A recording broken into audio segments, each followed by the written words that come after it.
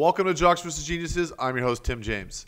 On today's episode, we are 5 days away from the Super Bowl, and so we have our resident jock, Reuben Droughns, Super Bowl champion in 2007, on to talk about this year's Super Bowl and his own Super Bowl experience. How you doing, Reuben?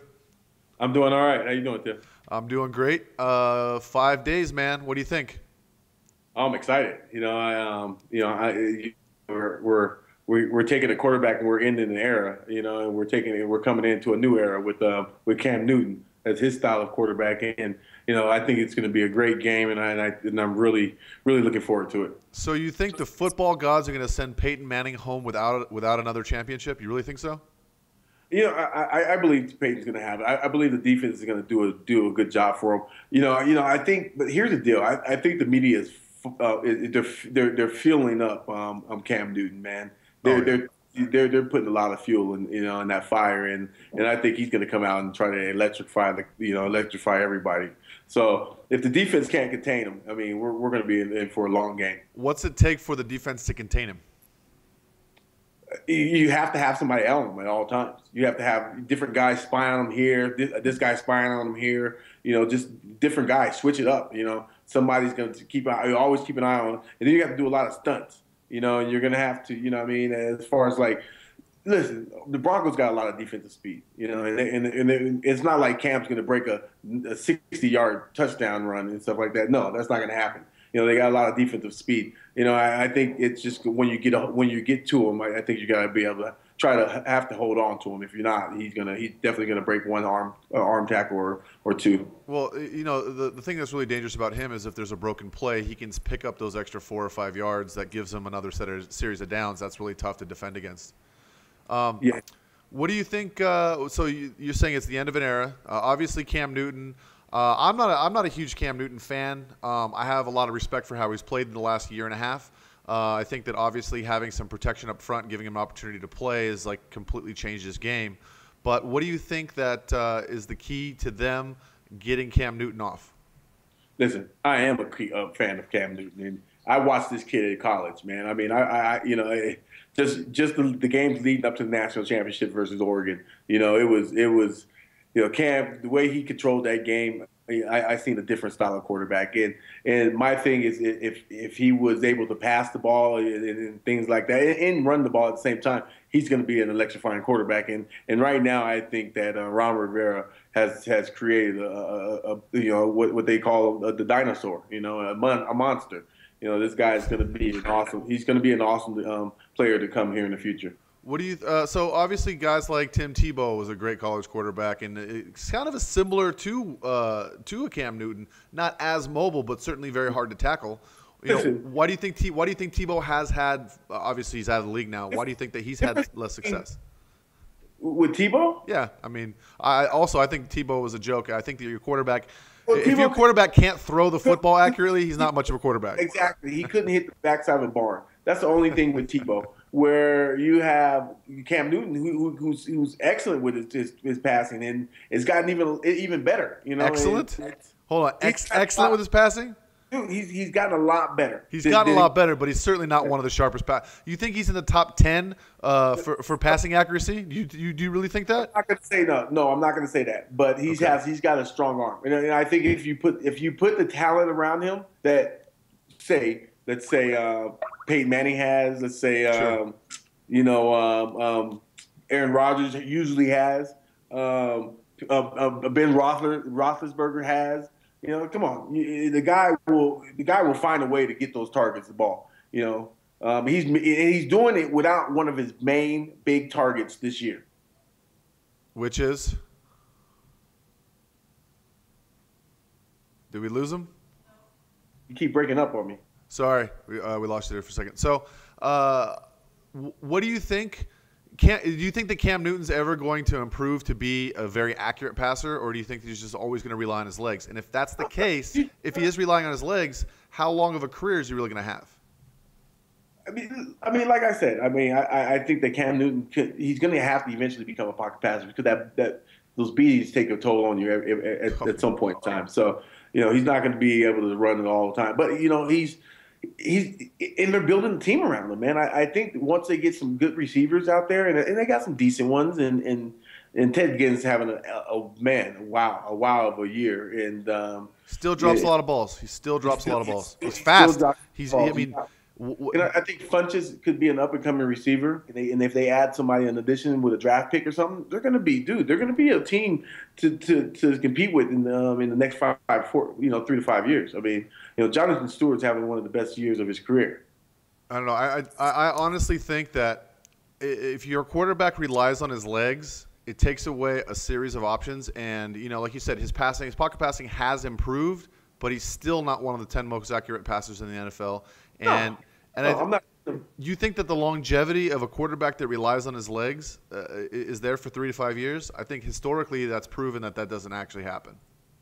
Listen, he's going to have to throw the ball at some point in time. And in this game, he's going to have to throw the ball. There's no doubt about it. So, but with that being said, that doesn't take away from the talent that he has. He has an exceptional strength of arm. If you get the kid accurate and more accurate, and he's been growing over the years, if you get him a lot better than what he is right now, think about it. Who's going to be able to stop a quarterback like that? I mean, but the problem is how do you? I mean, the guy's been in the league for 5 years now. How do you teach a guy to throw a ball accurately after he's been throwing a football for 15 years? This kid's been playing football since he was a kid. He's obviously, no question, a phenomenally talented athlete and a phenomenally talented player, but he just lacks accuracy. Like you said, he's got a cannon for an arm, but if you can't hit, it's just like if you're a golfer and you hit the ball super long, but you hit the ball super left, it's just further left. Let's take it back. Does he lack accuracy, or I think he does. He lack talent at receiver who's dropping a lot of balls? I think that a little bit of both. Obviously Ted Ginn is in my opinion, for as talented of a player as Ted Ginn is, and when Ted Ginn was in college, he was my favorite receiver to watch. But he in the NFL, he just dropped so many balls and so many clutch balls that I don't think that you can really rely on him. Even though he has had a very good season, he's also even this season, which has been his best season yet, he's dropped a bunch of balls. He has dropped a lot of balls. So you obviously won the Super Bowl in 2007. Most people obviously will never get to a Super Bowl. A lot of players that play in the NFL for long periods of time never make it to the NFL. Yeah. Take me through what it was like when you realized that you were going to your first Super Bowl. What was that like for you?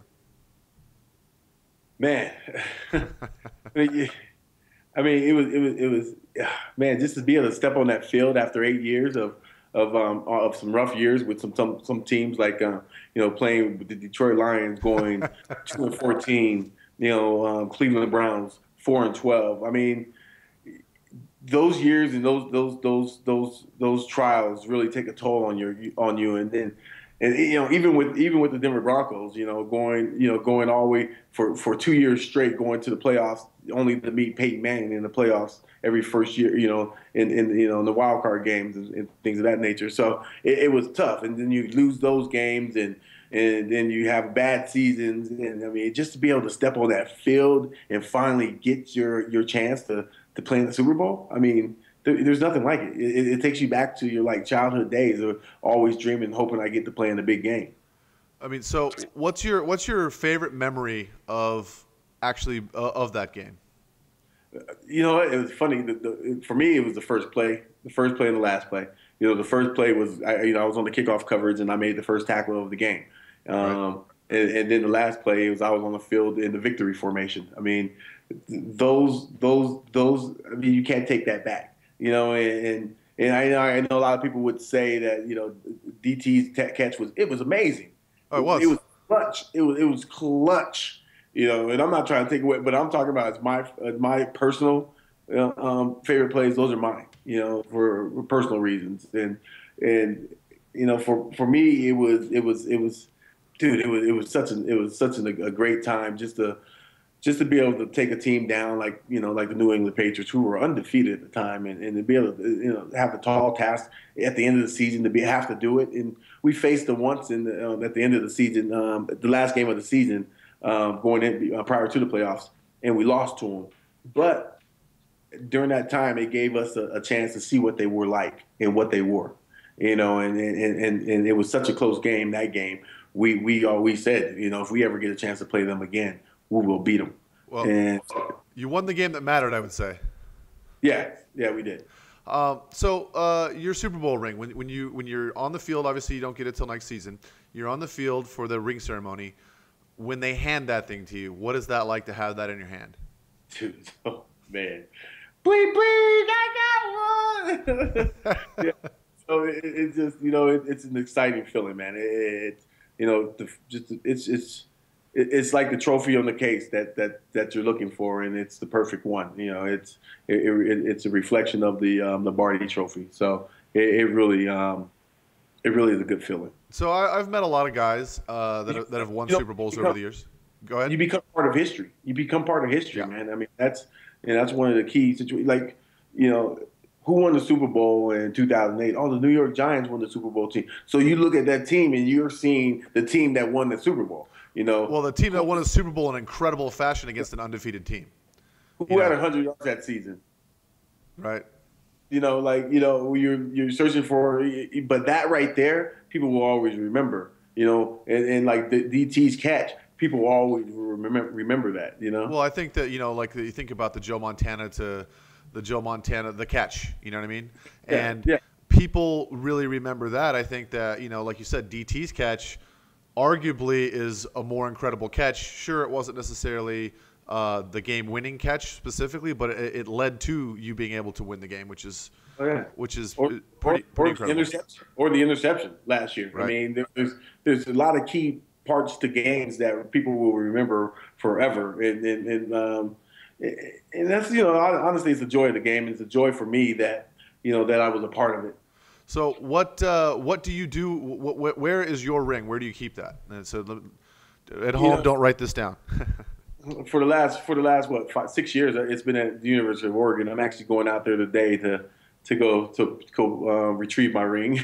Yeah. And where have they kept it? Where do they keep it at Oregon? They were keeping it in a safe. That's awesome. So next time we have you on the show, we're going to be able to see it.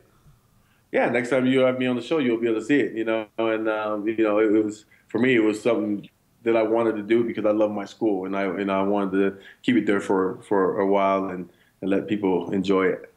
So you took kind of a hard road through the NFL. I know that you got injured on your very first play of the very first preseason game with the Detroit Lions. Yeah. So in that whole season, you were out for pretty much the entire season. You come back the next year. You fight back from injury. You come back and you play one game, and then what happens? I play one game and then I play one game and I get cut. You get cut. What is that like? I mean, obviously, okay, so you've won a Super Bowl. You told us what that's like. What's it like getting cut after your first game? It really humbles you, and it's really it's hard. It took a toll, man. Where you're like, you made the team, you missed all the cuts, and you're on the first, you're on the first payroll, you're on the first bus, you're on the first, in the first game, and and next game you're like gone. You're like, whoa. What's that like? So they after practice they call you up to the office. How do you find out that you're getting cut? The Grim Reaper comes to get you, man, and the Grim Reaper is who? In this case, whoever. The Grim Reaper could be you. You could be working for. Well, no. In your particular case, who was the Grim Reaper? I'm not really sure who was the Grim Reaper because I've been through so many Grim Reapers, man. So what's that like? So when he comes and says, "Hey, we need to see you in coach's office," do you know what's up? Coach needs to see you, and as soon as he says, "Bring your playbook," that's when you know what's up. So you get cut. You hand over your playbook. What do they say to you? What actually is said? Hey, we like you. We want to keep you around. But we feel like you should be on our practice squad. And what does that mean to you? When not like personally, but does that mean a big pay cut? It's a huge pay cut. Yes. Yeah. Yes. So, yeah, it is. What's that feeling? They just sit there because you're expecting obviously to get a paycheck next week, and you're expecting for it to be a certain amount, and all of a sudden it's not. That paycheck never changed. That paycheck, since I was already a part of that first game, that paycheck never changed. So if I would have signed after that game, I would have signed a practice squad contract. Then, I would have. you know, I would have, you know, I was got a pay cut, and my money would have been just like it would have been more of you're making $1,000 a game than you know practicing again every $1,000 a practice or something like that, and instead of making you know 4,000 or 5,000 a game. Right. You know, so just you know it was a tough situation. So after you get cut, you go to the practice squad. What's it like to? I mean, what's it like to come out as a practice squad player after having been a featured back?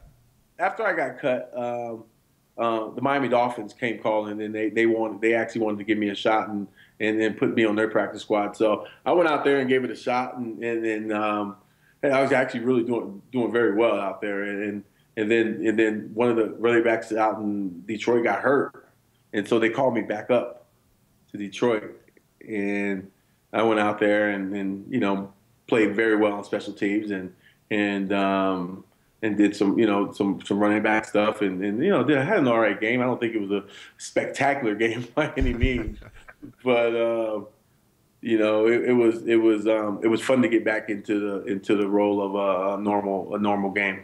Well, the thing is that a lot of people don't really realize how vital the special teams play is. All they see is maybe the guy that actually makes the tackle, or if you know they're a kick returner, they see the kick returner. Yeah. But for you definitely did some kick returning, but you played up back. Explain how important the up back is and what that means. The up back is basically your fullback. He's the guy that's going to try to lead you to the promised land.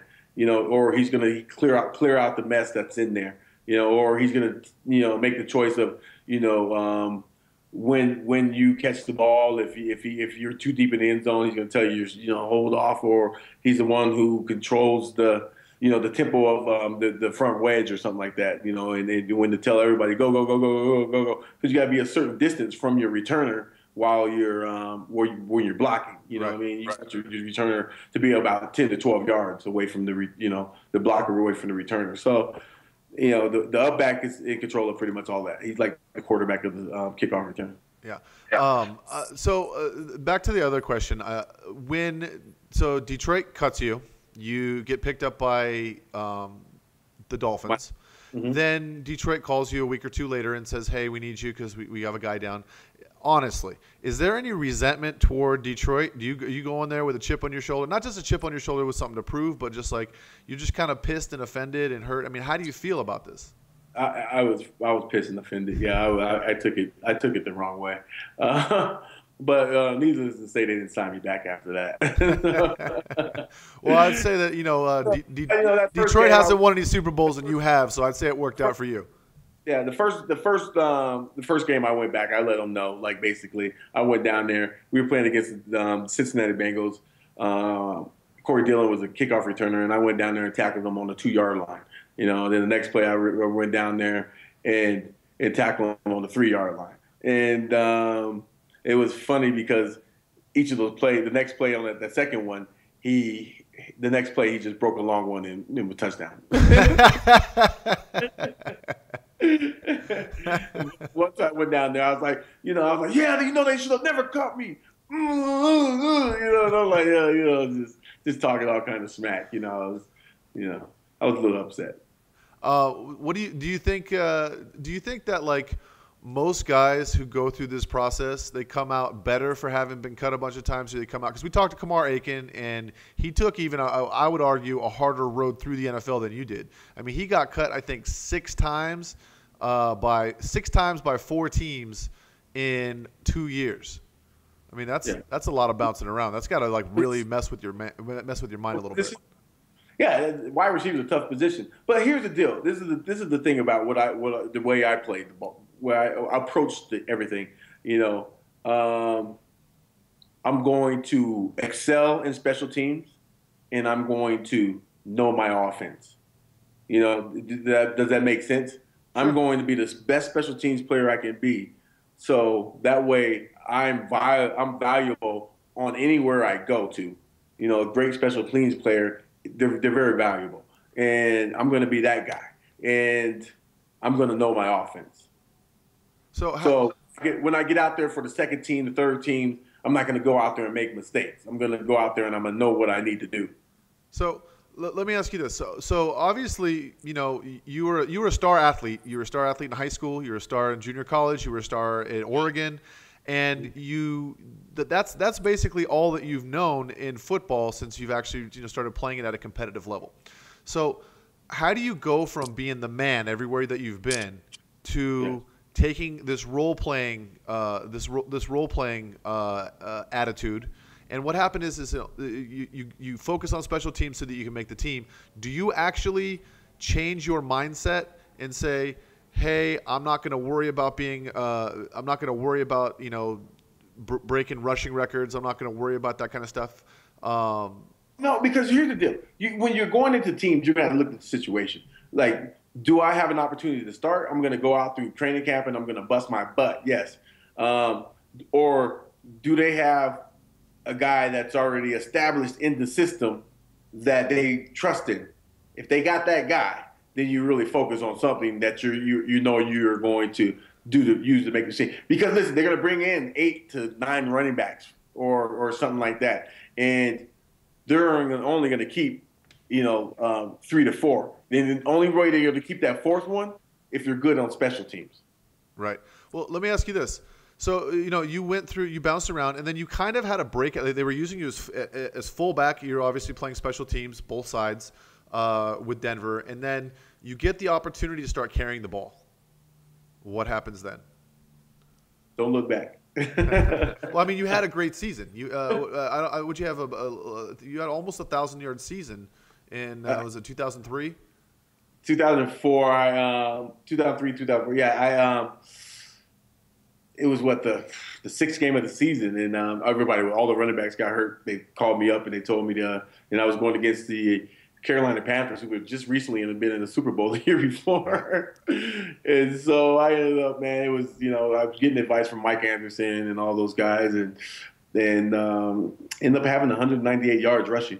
That year I finished up in 10 games, I finished up with 1,240 yards. Right. So you got 1,240 yards in 10 games. If you scale that over the regular season, you would have led the NFL in rushing for sure. So, well, if you scale that out over 17 games. Yeah. I think you would have had, almost 2,000 yards. Yeah. So, what do you think? What do you think when you come back next year and they tell you, "Oh, we want you to go back to playing fullback"? After you've proven yourself that you can crush, is that just basically saying to you, "Oh, our system works, not you"? Yeah. It was kind of telling me that, but I didn't want to play fullback no more. I didn't want to play fullback in the first place, but I did it to make the team, and that's right. Like I said, whatever it takes, and I wanted to play football, and I wanted to be on the team, so I did whatever it takes. And when you hear that, it's like, and after you have a great season like that, you're like, nah, I can't go back to that. I got to go see if I can go just, be another, if I'm good enough at running back, or am I just a fullback, or am I just a special teams player? Can I do this running back thing? Well, let me ask you this. So do you have any resentment toward the organization or the coaching staff for basically? Oh, not at all. Not at all. Not at all. No, man. Business decisions, man. This is the NFL. Come on. Right. You got fresh guys coming in and out every day. Yeah, but business decisions sometimes when they affect you personally, you take them personally. And for me, obviously I've never played in the NFL like you have, so that's why we ask you the questions. I'm thinking to myself when I come out and I put up 1,240 yards in 10 games. Yeah. That's 124 yards a game. That is Pro Bowl numbers. That's beyond Pro Bowl numbers. Listen, they gave me an opportunity, man, when nobody else would. The Denver Broncos called me, and they gave me the opportunity. There's no way I would have any resentment towards them. And not only that, just they didn't have to trade me. Right. I was in a contract with them. I signed a 3-year contract with them. In the first year of the contract, I ended up running for 1,200 yards. They did not have to cut me, so they obliged what I wanted. And right. I asked to be traded because I didn't want to play fullback anymore. But that's what my contract said, fullback. So honestly, No, there's nothing. You know, I think, you know, I'm hoping Coach Shanahan gets back into the business so I can give him a call. So let me ask you another question. Let's go to RG3. Obviously, RG3, as you know, is going to be released by the Redskins. Do you think it's on RG3 for? I mean, obviously, they shouldn't have played him when he was hurt. You know, playoffs. This is your rookie quarterback who's just had a phenomenal season. I mean, he was a transformative breakout player his rookie year, and then he gets the knee injury, and a lot of his gifts are a lot of the things that make him special were because of his mobility.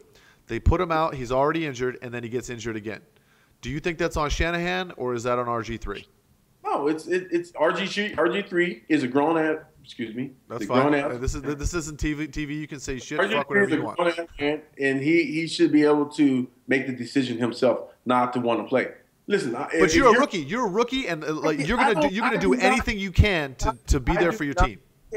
You got to understand that you have a future, and if you want this future to continue in the long run, you have to take care of this. Okay. Would the 22 or 21-year-old Reuben Droughns have played in that game, or would he have sat out? No, because if I was a first-round draft pick, there is no way in the world I was playing that game. I'm sitting out. I'm going to let myself heal, and I'm going to come out and be the best player I can be. I mean, isn't that kind of like an old school mentality versus a new school mentality? The old school mentality is you go out there if your leg is dragging behind you, and they ask you to carry the ball, you do it. It's an everyday mentality. It's something that you should understand. Listen, you're your own product. If there's no you, then who's gonna? Nobody else is gonna. You know, there's somebody else that's quick enough to jump in that job. You have to take care of you. And if you're injured, listen, the next guy man up is ready to step in and step all over you.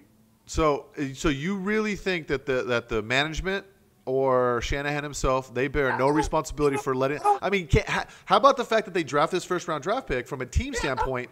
This guy's dragging his leg behind him, and the reason why he's so dangerous is because he's mobile. How can you even let him take the field? Tim, I don't care if they force you to get on there. You shouldn't have been on the field. If you're not fully healthy, you know your body better than anybody. I mean, you could see he's dragging his leg. You could see he hobbled onto the field. Looked like Kenny Stabler. You know your body better than anybody. Yeah, I mean, I agree. You know, but you know, I'm an adult, and I know that RG3 is an adult too. But he's a rookie kid who wants to prove himself and wants to be loyal to his teammates. You know, guess what? The sense of responsibility that you have to your teammates motivated him to go out and make this decision. And I think that the wiser management should not have let him make it. Where'd that get him? Obviously, it got him cut. It got him cut. It took a career that could have been phenomenal. And who knows where it's going to go now. He got a coach fired. We got him cut. You know, just all kind of stuff just happened. I don't think they got the coach fired. I think the coach should have said him, hey.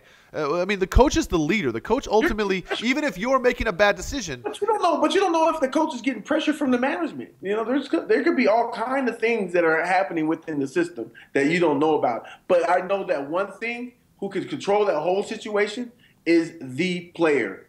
Right. Okay. Is the player. You know, that's who controls that situation. Guess what, Jay Cutler, when he got hurt, he was like, I'm good. Well, that's, you know, a lot of people, I know this is basketball, but a lot of people really harshly criticize, especially Chicago fans, harshly criticize Derrick Rose.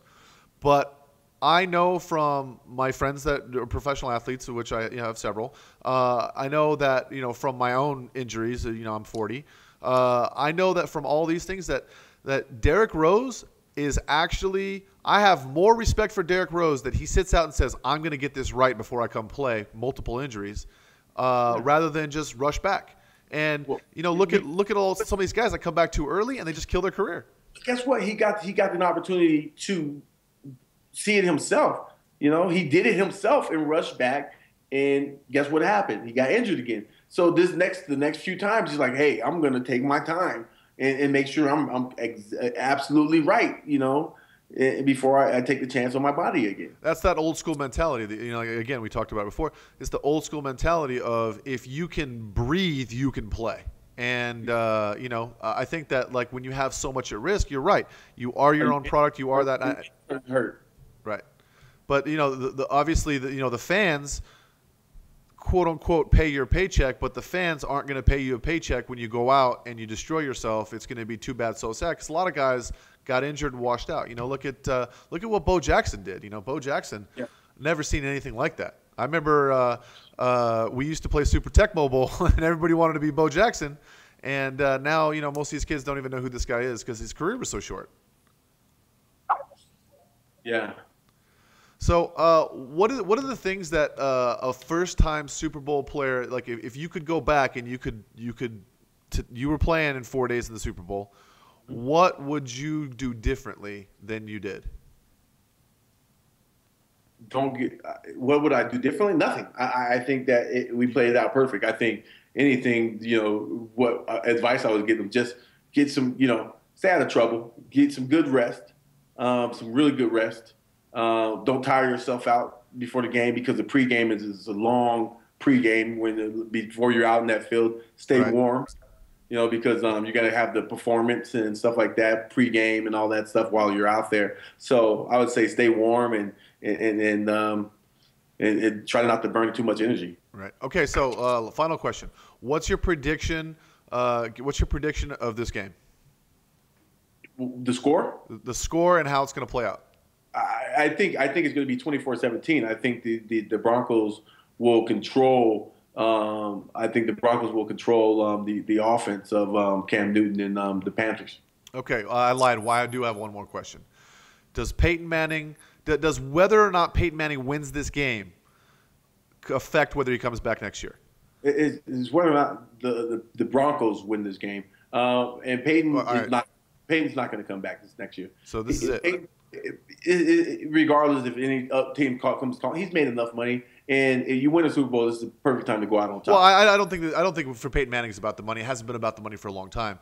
But he wants. So if he wins or loses a Super Bowl, if he plays well, you don't think that the Broncos will want him back? Well, my favorite no, because Osweiler's not ready. No, he's not ready. But at the same time, you got Matthew Stafford coming up. You got, Drew Brees might be out the door, or is he? I mean, I don't know, but you think that even a Drew Brees, Drew Brees is an aging quarterback. Drew Brees is a declining quarterback. You really want that guy? No, dude, this is a quarterback that's just threw for 600 yards versus one game. New York Giants. That's one game. He had like he had at least 30 plus point games. I mean, but he throws the ball 45 times a game. It matters not. You think about this. Okay, Peyton Manning was towards the end of the decline of his career as well. No, Peyton Manning was coming off of serious injury. His career wasn't really declining. It really was. It was. And then you got, dude. Kobe Bryant had. I want to point out, Kobe Bryant had 38 points last night. You are in a win now situation with the Broncos. Okay, you got a lot of defensive players that are really coming up on contract in the next couple years. This year is a big year for them with Von Miller and a couple of those inside guys coming back. They just spent all that money on Derek Wolfe. You think that they're not going to re-sign those guys? Come on. No, and then Peyton Manning, you get rid of Peyton Manning. That's how much off the cap? Like $18 million. There you go. Yeah. So you think that if Peyton Manning's playing well, the Broncos aren't having him back. Right now, Peyton Manning has to manage the game. Peyton Manning can't get the ball over 30 yards. Oh wow. Well, without lunging into the throw, like you know what I mean. Old Peyton Manning, wow. He's on point. Peyton Manning has to manage this game. If you put the game in Peyton's hands right now, I'm not gonna sit there and say that. He's not going to throw any interceptions because he just might do that. I'm going to tell you this: you and I are going to have a good time during the Super Bowl because I'm going to be FaceTiming and I'm going to be FaceTiming you nonstop, talking about see that. Because I'm telling you, Peyton is much sharper and much stronger than what people are giving him credit for. He's had all this time off. He looked sharp. If you watch the last game, even though he was under pressure and under duress, he looked sharp. There was a lot of drop passes, but he looked sharp. I watched the last couple of games. Listen, they're putting short route packages in for him. Sure. He's not going to throw the deep ball where you have a guy like Demaryius Thomas who probably can go get a deep ball, and he's been dropping a lot of balls too lately. But Sure. that's another situation. Well, he's also coming in with a new quarterback, a quarterback who's a little rusty. Peyton's not that guy anymore, man. I'm sorry. Listen, I played against this. I played against this guy over my whole career, and I've seen this guy perform. He is not that guy anymore, and he'll probably, after his career, he'll probably show you by retiring. Well, I mean, I think that he also is going to retire, but I'm thinking to myself, if he wants to play and he's playing well and they win a Super Bowl, you think that they're just going to drop him, even to save the cap room, even to do all that stuff? I think that if he wants to play, they're going to keep him. But that remains to be seen. We will discuss this next week. So thank you very much, my friend, and we'll talk to you next week. All right, sounds good. Thanks. Reuben Droughns, resident jock, Super Bowl champion, sharing some of his insights. It's a pleasure to have him on again. If you liked the video and you'd like to see more of them, please click the subscribe button at the bottom. We'd love to have your subscription. Also, this week, very excited about the Super Bowl. We didn't really cover any DFS content because DFS isn't. It's only 2 games, so we're gonna get back. We're also gonna be moving toward basketball in the ensuing episodes. So once again, thank you for watching, and we'll see you next week.